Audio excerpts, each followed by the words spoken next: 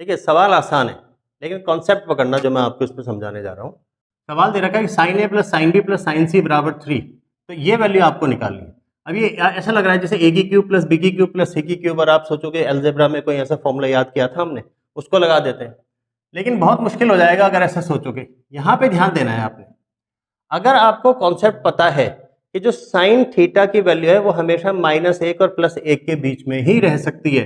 अगर आप ग्राफ बनाते हो साइन का तो कुछ इस तरह से बनता है, यानी कि ये जो वैल्यू है ये मैक्सिमम 1 हो सकती है प्लस का, और ये मैक्सिमम हो सकती है -1।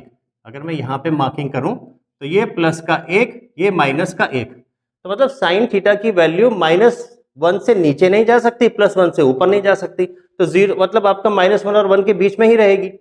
अगर ये तीनों सम हो रहे हैं तो सारे परम्यूटेशन एंड कॉम्बिनेशन अगर आप लगाएंगे तो ये तभी पॉसिबल हो पाएगा जब साइन ए बराबर 1, साइन बी बराबर 1, साइन सी बराबर 1, तभी ये 3 होगा। इसका मतलब हर एक वैल्यू, चाहे साइन ए हो, चाहे साइन बी हो, चाहे साइन सी हो, 1 के बराबर हो गई। अगर ये 1 के बराबर हो गई तो ये भी 1 के बराबर, ये भी 1 के बराबर, ये भी 1 के बराबर, आंसर आपका 3 आ जाएगा। बहुत आसान है, लेकिन आपको ये पता होना चाहिए कि साइन थीटा की वैल्यू -1 से लेके +1 के बीच में ही रहेगी। समझ गए? धन्यवाद आपका।